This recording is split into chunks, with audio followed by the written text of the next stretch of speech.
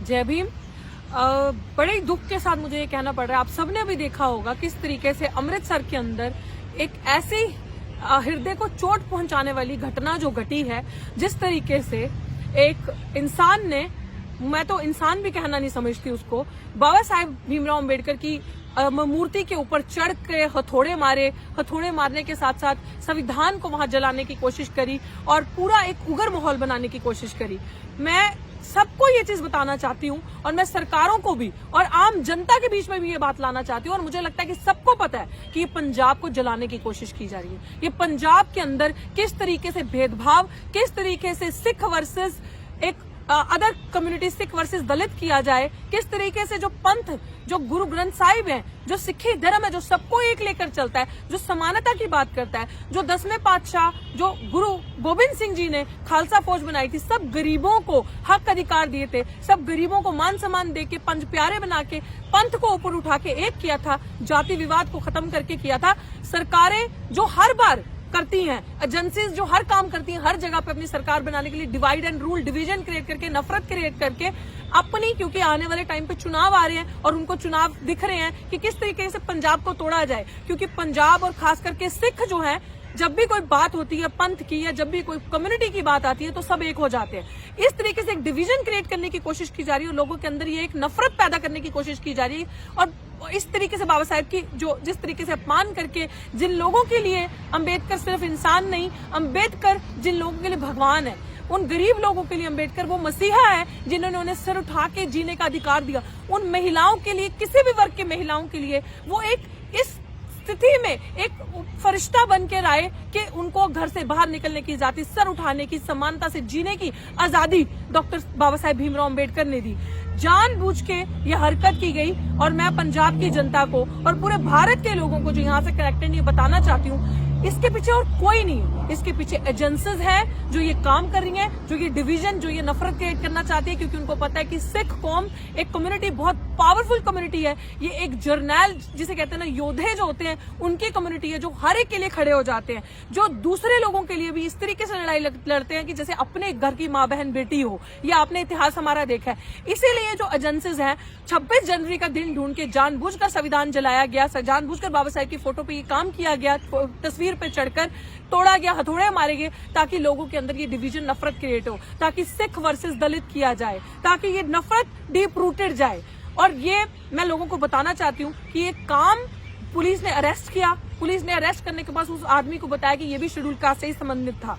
मैं छोड़ेंगे नहीं, हम लोग अब इस जड़ तक जाएंगे जब तक पता नहीं चलेगा कि उस इंसान के पीछे कौन था, क्योंकि कोई भी शेड्यूल कास्ट समाज का बंदा ये कर ही नहीं सकता, कोई भी सच्चा अंबेडकरवादी ये काम कर ही नहीं सकता। उस नकली सरदार, उस नकली इंसान का पता जड़ तक जाके लगाना पड़ेगा कि ये उसके पीछे कौन है, क्योंकि वो सीढ़ी, मुझे पता लगा जब मेरी अमृतसर में बात हुई तो उन्होंने कहा कि बहन जी वो जो सीढ़ी है वहां पे, वो सरकारी सीढ़ी है, वो सीढ़ी इतनी आसानी से हमें मिलती ही नहीं। हम जब 14 अप्रैल 14 अप्रैल वहां मनाते हैं तो वो सीढ़ी लेना इतना मुश्किल हो जाती है। वो इतनी आसानी से ऊपर पहुंच कैसा गया, उस टेरिटरी के अंदर वो इतनी आसानी से आ कैसे गया, इतने सारे काम करने के लिए। तो इसके पीछे वेल प्लान स्ट्रेटेजी, रिहर्सल हुई है, पूरा नेटवर्क, एक नेक्सस है जिसने ये काम करवाया। तो मैं पंजाब को ये चीज कहना चाहती हूँ कि ना कभी सिर झुकाया है, ना कभी सिर झुकाएंगे, और ये चीज गरीबों को, पंजाब के शेड्यूल का समाज, जनता को ये चीज बताना चाहती हूँ कि 75% पंजाब आप बनाते हो। पूरे भारत के अंदर अगर गरीबों की, शेड्यूल कास्ट की आबादी है तो वो सबसे ज्यादा पंजाब के अंदर है। 2011 के सेंसस के हिसाब से 33% प्लस आप हो। आज अगर सेंसस होता है तो 38% प्लस के ऊपर आप जाते हो, तो 75% आप हो। आपका वोट लेने के लिए सरकारें दिखती हैं, वोट लेने के लिए यही लोग आपके पास आएंगे जो बाबा साहेब भीमराव अंबेडकर का आज अपमान करें। यही लोगों को आप दिखते हो जब आपको आगे इलेक्शंस में आपके अंदर, घरों के अंदर घुस के हाथ जोड़ कर पहुंचते हैं। प्लीज सतर्क हो जाओ, ये एजेंसीज आपके अंदर जानबूझ के एक डिवीजन क्रिएट करने की कोशिश कर रही हैं। आपको इनको पकड़ के इनको एक्सपोज करना पड़ेगा, इनकी चाल नहीं सक्सेसफुल होने देनी। ये लोग चाहते हैं हमारे अंदर नफरत पैदा हो, लेकिन गरीबों को आप सिख धर्म से कभी अलग नहीं कर सकते। आप ये, क्योंकि 10वें पातशाह की देन है, जो गुरु गोविंद सिंह जी उन्होंने एक बनाया, उन्होंने सबको एक इस तरीके से खालसा फौज सजा के हिम्मत दी, शस्त्र दिए, अपनी सुरक्षा करने के लिए, गरीब गौ हर एक की सुरक्षा करने के लिए उन्होंने ये एक फौज तैयार करी। आप बिल्कुल भी इस चीज में एज लॉन्ग एज जब तक हम यहाँ पे हैं, ये एजेंडा इनका कभी भी सक्सेसफुल होने नहीं देंगे। और ये बहुत ही निंदनीय एक तरीका है, एक गंदी चाल जो ये करी गई पंजाब में, एक जिसे कहते हैं ना रेस्टलेस का माहौल पैदा करने के लिए, एक उग्र माहौल पैदा करने के लिए साजिश करेगी।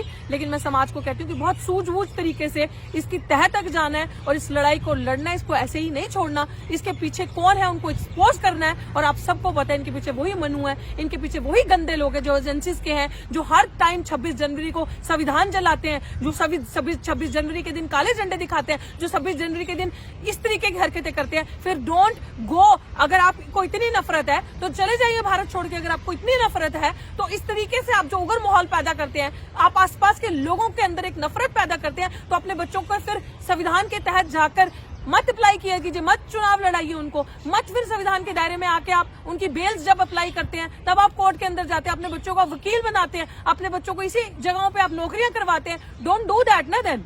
अगर आपको इतनी नफरत है, आपको नफरत सिर्फ इससे है क्योंकि आप एजेंसीज के लोग हो, आप एजेंडे से सेट किए गए हो, आपने डिवीजन क्रिएट करना है, आपने पंजाब को कमजोर करना है, आपने पंजाब को तोड़ के राजनीति करनी है, ये आपके अंदर गंदा है। आपने पंजाब को पहले भी तोड़ा था, पहले भी जब डिवीजन क्रिएट हुआ था, जब बंटवारा हुआ था, पार्टीशन हुआ था, तब भी भारत का नहीं पंजाब का बंटवारा सबसे ज्यादा हुआ था। पंजाब का बंटवारा आप लोगों ने किया था। आप लोगों क्योंकि ये मार्शल कौम है, ये झुकती नहीं है, ये मांगती नहीं है, छीन के अधिकार लेती है, इसीलिए आपको पंजाब के बच्चे को बर्बाद करना है। इसलिए आप नशे फैलाते हैं पंजाब में, ताकि बच्चे, इनकी कौम, इनकी आने वाली पीढ़ियां बर्बाद हो। बेरोजगारी बढ़ा दो, गरीबी बढ़ा दो, ताकि बच्चे बाहर चले जाए और पंजाब खाली हो जाए। बाहर के इंट्रूडर्स को पंजाब में ले आओ ताकि पंजाब की जमीन खत्म हो जाए, पंजाब का पानी खराब कर दो, पंजाब में सब कुछ खराब कर दो। ये एजेंडा चलेगा नहीं और सबको साथ होकर लड़ना होगा इस चीज के लिए।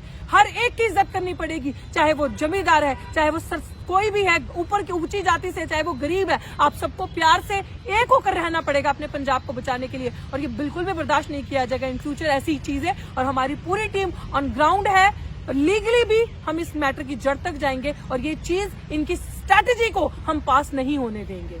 इसी के साथ जिसको भी इसके बारे में हमसे और जानकारी लेनी हो, आप संपर्क कर सकते हो, मेरे सोशल मीडिया से जुड़ सकते हो। बहुत बहुत शुक्रिया। जय भीम, जय भारत, जय संविधान।